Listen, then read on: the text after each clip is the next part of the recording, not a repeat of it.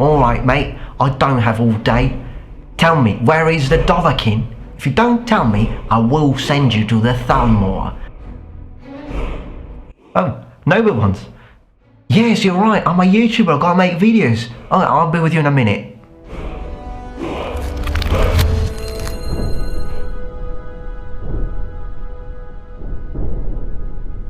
Welcome back, noble ones. Today we will talk about helmets. We will briefly discuss Roman helmets, and then we will move to medieval helmets, European helmets and Japanese helmets. Alright, now to get started, first I'd like to talk a little bit about the level of quality of these helmets I have, or for some of them, the lack thereof. So first of all, the samurai helmet that you see there, the samurai kabuto, that is top-notch quality. That's very, very high quality helmet created by Iron Mounted Armory. But for the other helmets that you see here, well, the Roman Imperial helmet is okay. This is a pretty good helmet. But these other three that you see at the back are very, very cheap, and this is a sort of cheap helmet as well. Not as cheap as those, but it's still a cheap helmet. So the thing is that first of all, you gotta understand that some of these helmets I belong to, I got them when I really started collecting stuff, and I'm talking about when I was 17. Okay, that's when I bought my first weapon, my first sword to be specific, and some of the things I own are objects that I bought when I was a teenager, basically. So this is why some of these things, there is a huge difference. Of course, the samurai helmet is a recent purchase, and therefore it's a helmet that I have bought as an adult who has a job and works, okay, and can. And by the way, I actually have to thank my Patreons for that, because my samurai armor was bought with entirely with Patreon money, and then I added my own money for the taxes and the shipment. For example, the Sonnet that I've got back there, I got that one for 15 euros. That is it's an Indian made helmet, but I got it for like 15 euros because it had some problems, and so they wanted to get rid of it. So I actually ordered it. I got it for 15 euros, and then I fixed the problems with a hammer. So it was fun. I actually enjoyed it. And I was like, yeah, for 15 euros, whatever. It was just like buying a toy just for messing around. And I use it, as you know, sometimes for like funny videos. It's not an actual real replica of a helmet. To be honest, one day I will buy a good Pembridge helmet, great helmet, because that's one of my favorite kinds, not my favorite, but one of my favorite kind of helmets. The Pembridge, I think it's a 14th century helmet, that one, but yeah, Pembridge helmet, great. It's my favorite kind of great helmet for sure. It's one of my favorite. But enough about that. What are we actually talking about? Well, first of all, the main question that we have today is, why were helmets created the way they were created? Why do they have these shapes? Because sometimes when we imagine a Roman helmet and we compare it to a medieval helmet like the Great Helm, we just imagine that, well, this is medieval, so this is the evolved or upgraded version of this. Now, while this might be true in some cases, for example, if you look at a bassinet and you compare it to a Great Helm, well then yes, a bassinet is indeed a better version or a better concept if compared to a Great Helm. Why? Because you've got the possibility to raise your visor, where with a Great Helm you just have to remove the entire helmet if you just want to have a look around, or improve your ventilation or breathe a little bit. But I don't think it's always that easy. This helmet was created later on in history, hence it's better than the previous versions. For example, let's have a look at the Romans. The first question that comes, what helmet is this, first of all? This is a Imperial Gaelic Type H. Type H happens to be my favorite. You'll notice that it's a little broken here because, yes, I use my helmets when I fight. So, yeah, in this case, this one got broken a little bit. I'm not particularly bothered with that. I will fix it myself whenever I have time. But why did the Romans make their helmets like this? Like, first of all, why is it open? Didn't the Roman have the technology to put at least a faceplate, or to just completely close it like the Great Helm? Well, the Romans did, and the proof to that is gladiators' helmets. If you have a look at some gladiators' helmets, you will see that they will be completely closed. So they did have the technology to do it. When we see a Roman helmet and we see it with an open face, and then we see a medieval one, we shouldn't think that this one is closed in the front because they didn't have the technology. They did. It was a choice, clearly. Now, we know that in Roman times, army tactics, strategies will change continuously. For example, it is true that, the most famous example of Roman tactics is that of heavy infantry, heavy citizen infantry with lorica segmentata or laminata, these helmets here, all the rest is auxiliary. But this is post-Marian reforms sort of Roman army or legions, and therefore imperial legions anyways. Legions before were organized in a completely different way, and by the way, if you're interested, I'll leave a link to my dedicated video to the Roman army and all the different kinds throughout the Kingdom of Rome, the Republic of Rome, and Imperial army and post-imperial army. I have already made videos about all of these, and I will leave a link both in the description and at the end of this video. It's a video made in the interactive form, meaning that you can choose what you want me to talk about, but it's not like a fighting interactive video. It's still a teaching video which has, I think, almost 1 hour of content. One thing is constant in Roman warfare, and that is formation. Even during the end of the Second Punic War, where Roman tactics changes completely because they're facing Hannibal, and therefore they actually start using cavalry themselves, sort of abandoning the all-infantry tactics, which will come back after the end of the Second Punic War. Even if the strategy changes, the Romans will still entirely rely on formation and their efficacy. So what this means is that an open-faced helmet increases your visibility, increases your ability to breathe, and the openings on the sides allow you to understand the shouts and commands of your centurions. At the end of the day, as I have said many times, the main or prime line of defense of a Roman soldier is his scutum and the tight formation. Armor and helmets are there if you mess up. They are there to protect you for what you weren't able to defend yourself with the usage of the scutum. And there are actual faced protected helmets, which are, for example, Roman cavalry helmets, which I find particularly beautiful when they are very well made. But again, the main units of the Roman army, particularly post-Marian reforms, namely heavy infantry, will still rely on a better vision. And I think it's rather poignant that the only form of troops that the Romans actually decided to issue with protection for the face is cavalry. Because if you think about it, yes, when we move to the times of the Normans and the Norman conquests in 1066, yes, the Normans still had open-faced helmets like this one here, the nasal helmet. But we have to remember that this helmet was always used in conjunction with an aventail, some of which did give a form of protection to this part of the face. So it's not as if they were completely open-faced. It's a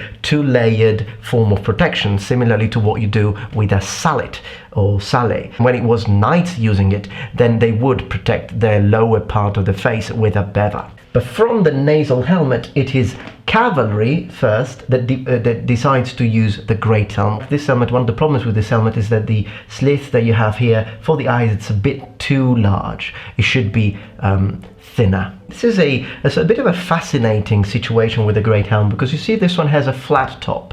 Now, not all great helms had flat tops. Some had overly shaped tops, which are actually much better at deflecting blows. We don't really know why, since this sort of technology was already present at the time of the Normans, we don't really know why they sort of went back to the flat top and then they went back to the sugar loaf. But it is indeed with the bassinet that we see the real development of the concept of the helmet, because you can hinge up the visor when you feel that you're not in the presence of immediate danger. Because heat, ventilation, the ability to breathe, vision of the battlefield and your surroundings, all of these things are very important.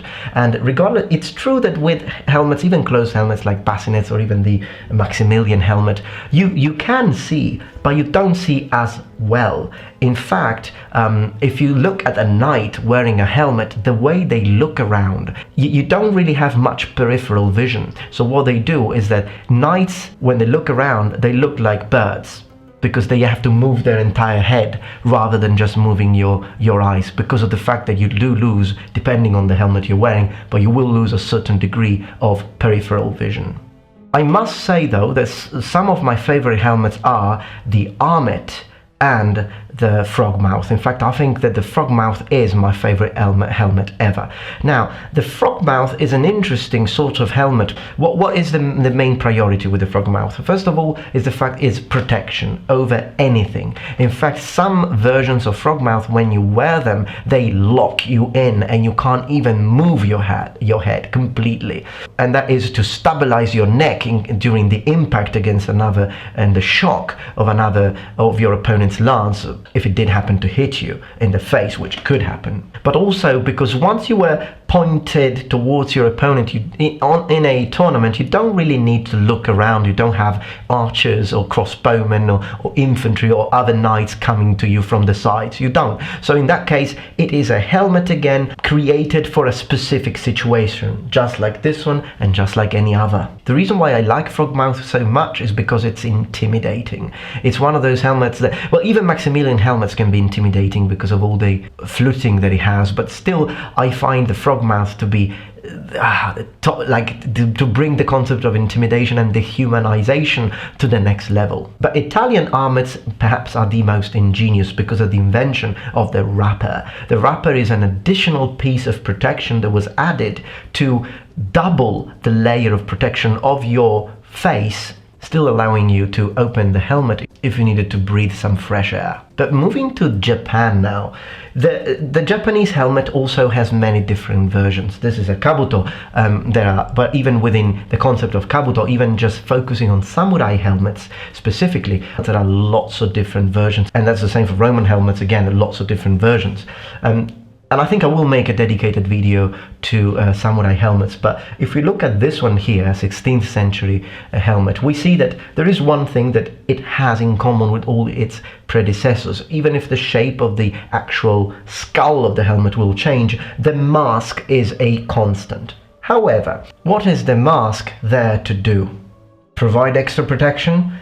Perhaps that could have been the very first reason why they invented the mask, but at the end of the day, the mask in a Japanese helmet is there only for a dehumanizing factor. It's there to make the warrior look like a monster, a demon, to make him look more fearsome and imposing. But the samurai didn't really use samurai masks that much on the battlefield. As a matter of fact, there are a lot of historical accounts where the samurai are discouraged from wearing a mask in combat, on the actual battlefield. And I have to say that up to now, I have never seen one piece of iconography or depiction or any representation of a battle involving samurai where you actually see the samurai wearing a mask. Maybe dueling, but I've never seen one. But I mean, I've not seen everything possible as far as iconography. I am more into Roman iconography than Japanese iconography. So if you do know one or two examples where you see a battle and you see the samurai wearing the masks,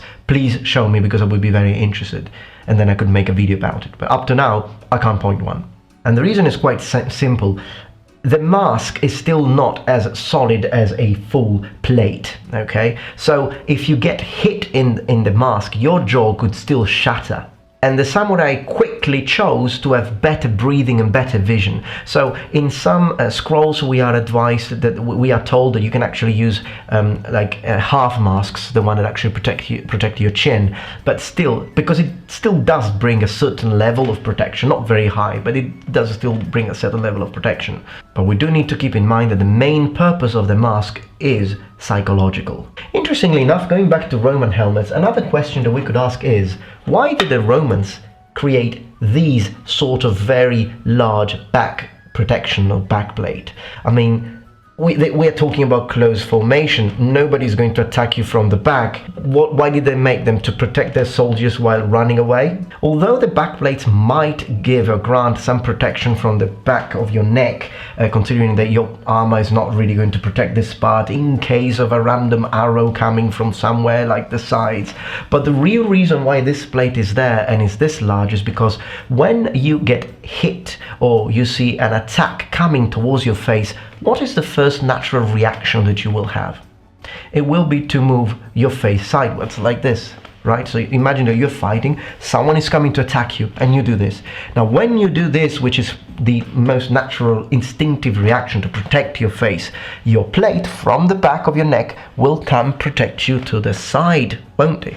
Because you have to imagine that this is the helmet and this is the motion, okay? So this is now granting you an extra layer of protection for your shoulders. And considering that in all Roman armors, whether it be hamata or segmentata, the shoulder protection is the thickest one because you've already got a few layers, an extra layer will guarantee your protection of both the shoulder and the neck. This is how ingenious the Romans were. They were not just making armor or producing certain shapes to protect your body, tailoring it to the body, but they also imagined and predict the body movements during combat and how to maximize your protection even in the case of instinctive movements.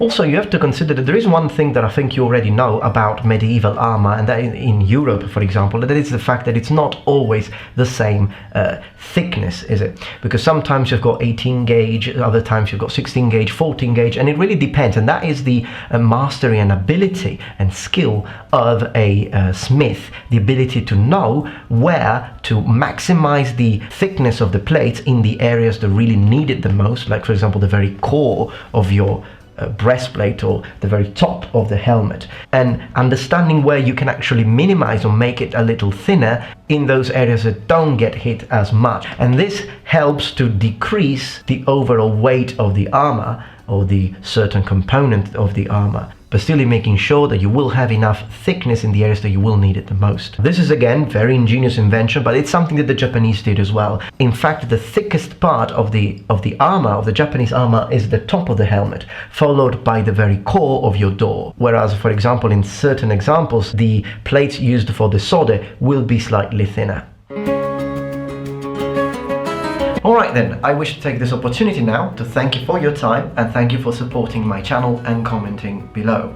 Please let me know which one is your favorite helmet of all helmets ever created by mankind. Let me know in the comments below. I hope that you enjoyed this video and I will see you tomorrow for my next video.